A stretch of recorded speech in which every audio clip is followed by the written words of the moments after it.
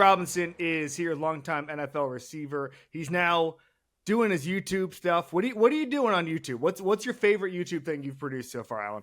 Honestly, I like some of the food content. There you For go. me, being able to, I'm a big foodie. Although I do try to eat healthy, so sometimes it can kind of be hit or miss, but I do enjoy it. Being able to go to some of my more favorite food spots, and also just some different spots in general. Like I'm about to drop during the playoff series between the Pacers and the Knicks. I went to a throwback store in the city. Since I'm up here in New Jersey, it's a lot There of you go. Knicks fans.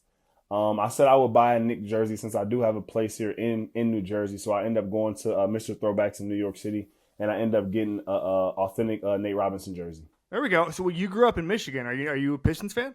I am a Pistons Okay. fan. So it was tough watching the Knicks beat the Pistons. I grew up a Pistons fan. We had some dark days there for a while after we won the championship in '03. But we're back. So we're There on you the go. come up, I should say. We're not back yet, but we're on the come up. I'm an Orlando Magic fan, so we're really on the come up. I would say big Yeah. news for you guys Yeah, this week. yeah. And we had some Yeah, dark days too, where I didn't think we were ever going to be good again. So you and I are both feeling good about where our teams are at. So definitely. that's all we need. Speaking of, we're going to talk a little ball right now. I've heard you talk a little bit about the Bears situation and Caleb Williams. You played for the Bears, obviously. You know what that city is like, that franchise is like, and to me, I always think they need a culture changer at quarterback who's going to change everything for them. A guy like Mahomes, a guy like Josh Allen, where any problem they've had over the past couple decades gets solved by one guy. If Caleb Williams is going to do that, Allen, knowing what you know about the Bears, knowing what you know about that franchise, he needs to do what with Ben Johnson? Again, I think you spoke to right there a pivotal thing that they have as well as Ben Johnson.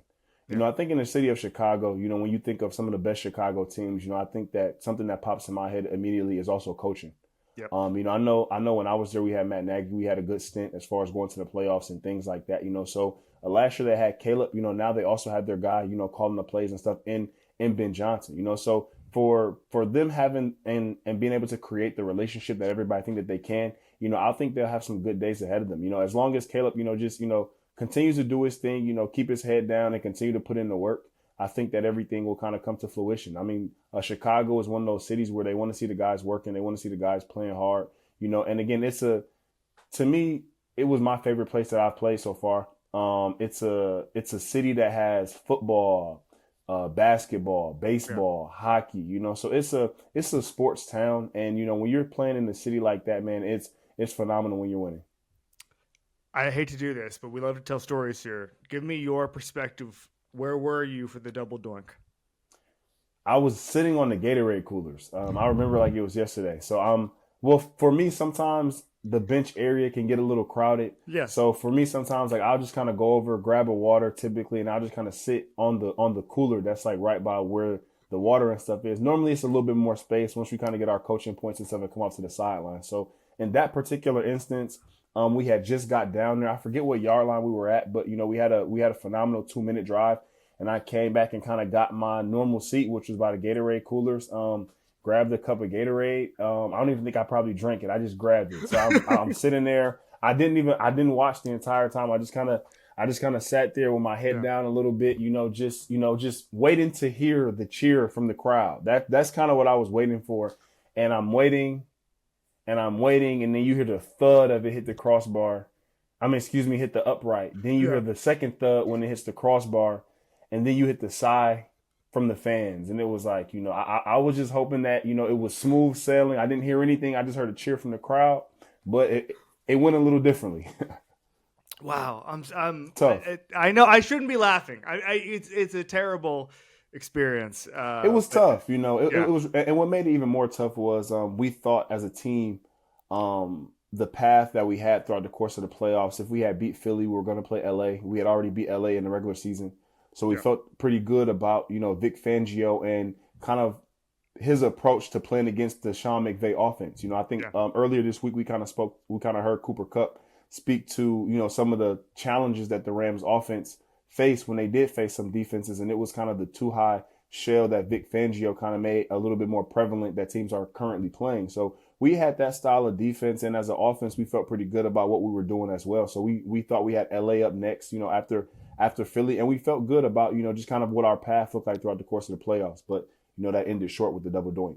I'm curious, you mentioned coming into you came into the league in 2014, so you've seen a lot of football, and you've also seen a lot.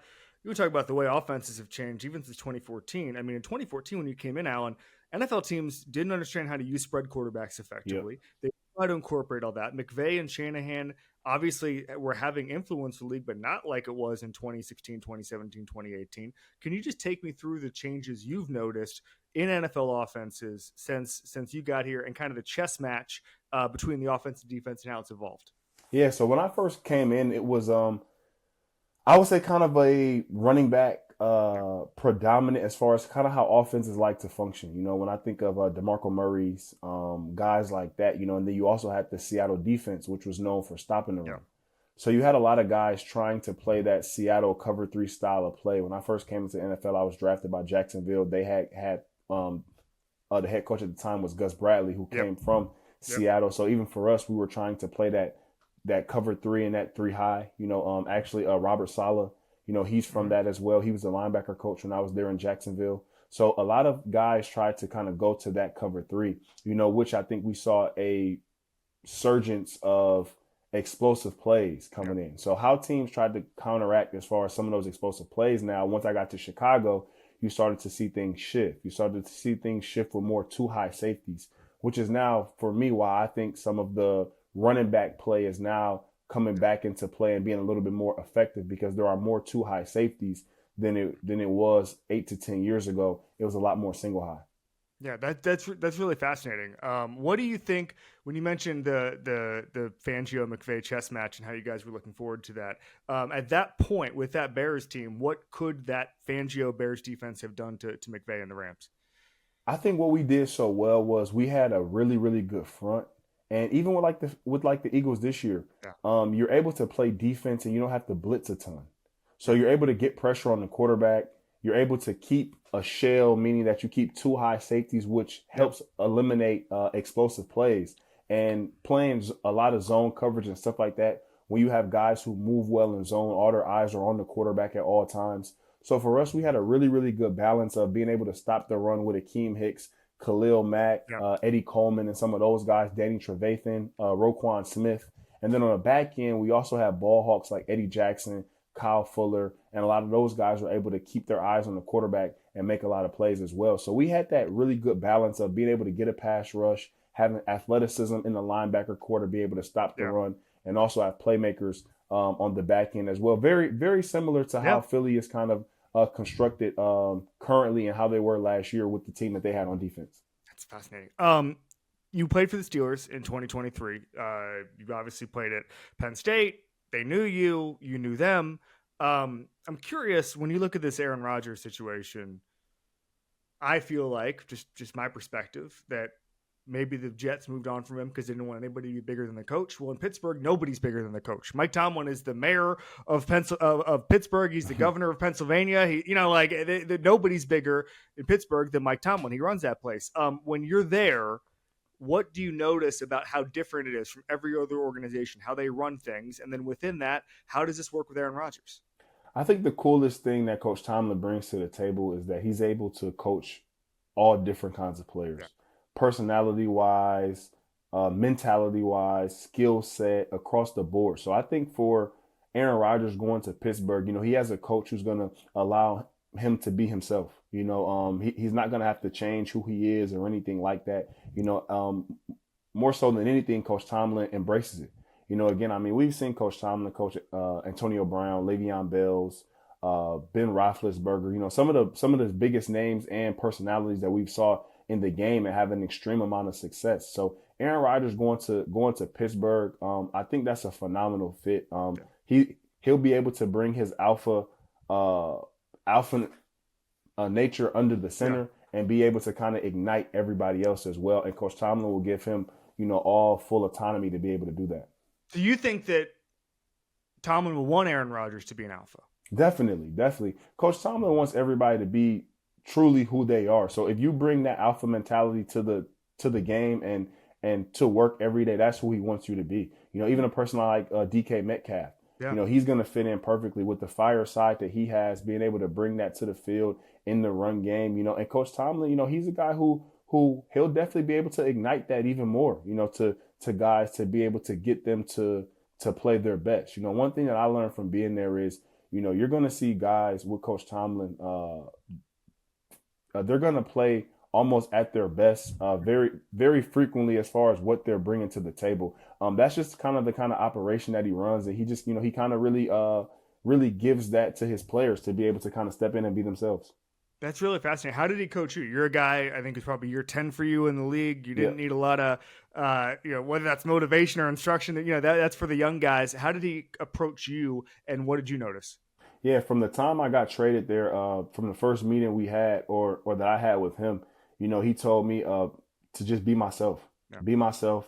Everything that he had saw on film and things like that, and personality wise that he had saw and heard about me, he said, bring that.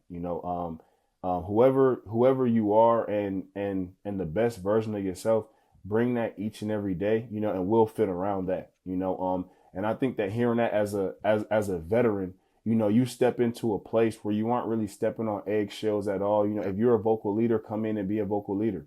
If you aren't, then so be it. But whoever you truly are, come in, be that, do that. And, he allows the space for that. I saw a stat this morning from Evan Kaplan that was really interesting to me about Justin Jefferson. So Jefferson has more yards for his 26th birthday than any player in NFL history. That's not much of a surprise. But he had 6 quarterbacks when he did it. Wow. You're a guy where you played with a handful of quarterbacks early in your career. You played with Blake Bortles, you played with Mitch Trubisky, obviously some of their backups, or when you have guys who are waiting to bridge quarterbacks, whatever you want to call it. What is the key when you thrive with different quarterbacks? Like, what is that skill set where you're saying, I can play with any quarterback, I can make this work? I think it's 2 things. I think it's communication, and I also think it's mentality. For me, I always thought that no matter who's under center, with the skill set that I have, I can make it work. And I always truly believe that, my job as a receiver is to make the quarterback's job easy. So by whatever means that needs to be and whatever measures need to be taken, let's do that. Like I said before, whether that's extra reps after practice, communication wise, in and out of the huddle on game day, communicating what I'm seeing, so, and again, I think I see some of the same things from Justin Jefferson. I don't think it was a surprise seeing him have success with whether that's Kirk Cousins or Sam Darnold, and now soon to be JJ McCarthy. So, he's one of those guys, who's a vocal guy. He has a tremendous skill set on his tool belt as far as, what he can kind of go to and get to. So, for him and seeing that, that doesn't surprise me at all either. You play under Sean McVay, obviously, for a year. Whenever there's an offensive genius, whatever you want to call it, I always like to pick guys' brains on what they imparted on him. So if you were to tell me, when someone walks up to you and says, what's the craziest thing Sean McVay taught you about offense, about scheme or whatever that you just learned in your year in that facility, what would that be? I would say the distribution of the offense as far as where guys are aligned.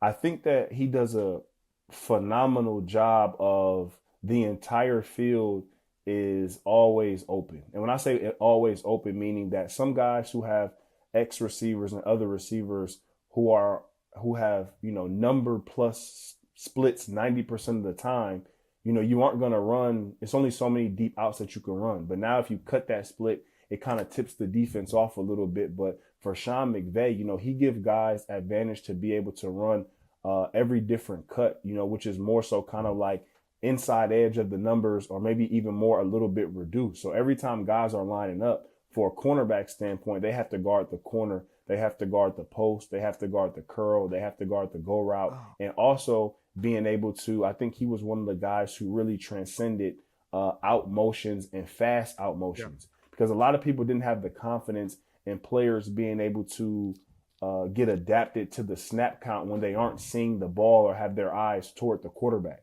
So you'll see Sean McVay was one of the first people who would actually motion a receiver from inside out to then run maybe a go ball, to run a deep out, to run a deep comeback, and we see Tutu Atwell and Puka Nacua and a lot of guys do that as well. And I think that was something that was, for me, when I got there, was something rare that I didn't really see that much at all. And now we see it a little bit more prevalent now as far as across the NFL with teams running those out motions.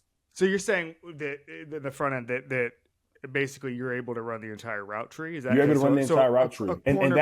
And that's typically all the receivers. There are a few instances, maybe third down or something, where you'll see a guy, kind of split out wide or pretty wide. But for the most part, all guys will be able to cross the field. All guys will be able to break out. All guys will be able to go deep. And that's more so from a split standpoint, as opposed to where you have a lot of teams where if you have somebody who's outside the numbers a lot, for the most part that they can't, it's only so many outbreaking routes that you can run, which is typically just a comeback. Right. Wow. Fascinating. Let's do some rapid fire here. Most underrated guy you played with in your career? Most underrated guy I played with in my career, I would say David Montgomery, because I played with him twice in my career. And even when we were in Chicago, I thought he had a tremendous skill set just as far as his ability to break tackles, his ability to make plays out the backfield. I was a person when I was in Chicago, where I would always just kind of preach to, the staff and David as well to just, let's focus on getting David touches, even if they're not coming specifically in the run game. David can make plays in the pass game as well, whether that's screens or routes out the backfield. And to see him to continue to ascend and take his career to another level in Detroit now, has been great to watch. As a person who's a veteran and when you play with guys and see them coming in as rookies, to see them fully develop and have a great career, I think that David has always been undervalued and underappreciated. So to see him now being able to play and kind of lead and help lead that offense, it's been great to watch and fun to play with him again in Detroit. What makes Dan Campbell different as a coach? His daily approach, his foot on the gas, detail, no nonsense, no slacking by any means, and I think that the overall culture that he's created doesn't give anybody any space to let their foot off the gas, and I think for him being able to value personalities, guys who have the certain and proper mentality to come in and play and win, for them supersede talent. And I think that you'll always see them play as hard, if not harder, or pushing the edge on physicality and so on and so forth each and every week. Hardest DB to go against in your entire career? In my entire career, I would say Revis. And that's a pretty easy one for me. I matched up with Revis once. I had a good game though, but I matched up against him once, and it was probably the most difficult 100-yard game I had in my career. Just as far as him, he played me, which a lot of guys don't do that now, but he played, if I was number 3 in the slot, he was playing me. He was on me. If I was number 2, he was on me. He matched me the entire game, no matter where I went. When I was singled up and solo, he would play hard press. He would play inch back press. He would play off man. He would quick jam. He would fake quick jams, inside leverage, outside leverage. So I was seeing a little bit of something different every single snap. And for me as a young player, slowed me down a little bit just because I kind of got to playing as far as seeing how he was going to play, and then even kind of talking to him after the game. And we kind of just talked some ball and we exchanged jerseys. And I thought that helped my game a lot because, one thing that I learned from that game was, from that point forward, when it came to press coverage and press man-to-man, I wanted to make sure that I was in the driver's seat 100% of the time. When you talked ball at the end of the game, did he help you? Yeah, he did. And it was more so just about me, again, not only having a plan, but like I said before, being more so in the driver's seat rather than reacting at all to what a defensive back is going to do. And moving forward, as I progressed into my career, every time I got to the line of scrimmage, I was going to make the DB have to play me and exactly what I wanted to do. No matter what, if they were inside leverage and I wanted to get inside, I knew ways to be able to manipulate them by just kind of playing fast, having my foot on the gas and making them react to what I wanted them to react to. Was it typical for you to ask DBs for advice if they had a good game against you?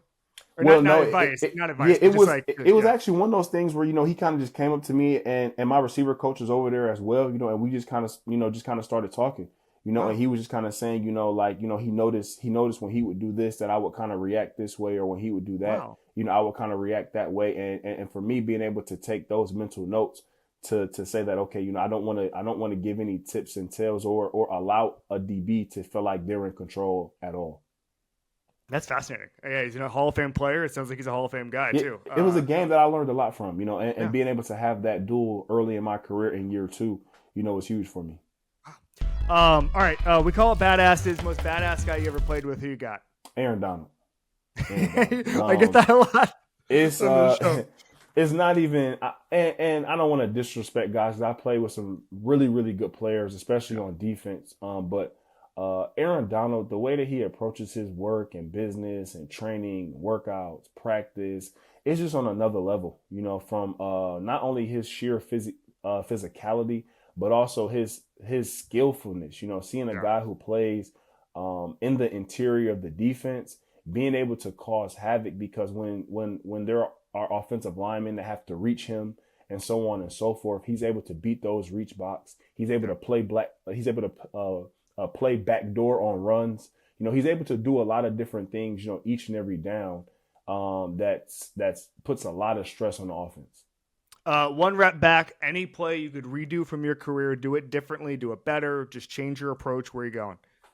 Any play that I could do differently? That's a great question. I probably would say, I don't know, now that you've mentioned it, maybe a play in the game that we had to double doink, being able to, I don't know, maybe get a few more yards. We had our special teams coach last year, Coach Phipp in Detroit, was a special teams coach in Philly. And he swears to this day that somebody got a hand on the ball or a finger on the ball, which changed the trajectory a little bit. But if it was anything, there was actually a play in the game where we took a shot to the end zone.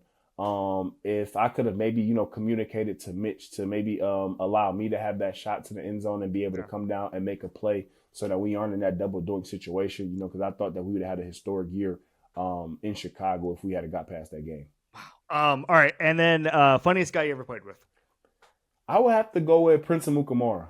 I played with him in Jacksonville and Chicago. He's a funny guy, man. He's a guy who brings a lot of and I would probably say between him and Khalil Mack. And I would say Khalil just because Khalil's kind of quiet, but he has a funny way of just kind of trash talking. He's a guy who, if you ever see him mic'd up, he has the calmest demeanor of trash talk. And he's also one of my favorite teammates as well. So I would have to say between Khalil and Prince. Who was the best trash talker you ever played against? Jalen Ramsey. Played with and against. Jalen Ramsey, for sure. What would he say?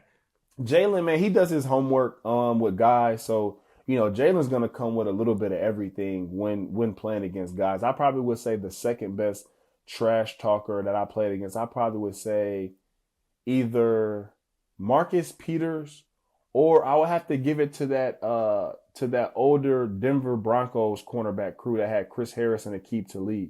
Those guys are pretty good trash talkers as well. So, I mean, for me, I've been able to play against I feel like now trash talking hits a little different in the league. I feel like guys don't talk as much trash. But I would say early, kind of in those 20-teens, 2014, 15, 16, 17, between Ramsey, Marcus Peters, Chris Harris, and Aqib Talib, I think that those guys were at the top and prime of trash talk. Do you think guys talk trash less in general, or do you think because you're in year 10, 11, that guys are like, all right, this guy's earned his stripes? You know what I think it is, honestly? I think guys talk more trash on social media rather than in person. I feel like, the older, when I say older, I'm not, I want to be respectful. I'm saying older of guys between the Aqib Talibs and Chris Harris and Marcus Peters. Those guys were talking trash in person. I feel like now we see a lot of trash talk on social media. And it's a little bit in games, but it's not as much as it was, I believe, like, again, in those kind of later 20-teens. Listen, I'm not a good athlete. I had never done high-level sports in any way, like past high school. But for me, I think, isn't that a little soft? Like, we're going to leave IG comments on each other's pages? Come on. I think it says something about kind of the in-person trash talk. I think it's just kind of that mano a mano, and it really heightens that a level of play during games. But But again, even for Jalen, I think Jalen has even, chilled out a little bit on his trash talk. I think early when we were in Jacksonville, Jalen was, I would probably say number one trash talker at that point in the NFL. I don't know if he's calmed down a little bit or what it is. I know if he sees this, he gonna probably give us some sound bites this season, talking trash to somebody. Tell us where we can find you on YouTube, Alan. Yeah, so you can find me on YouTube, Allen Robinson 313.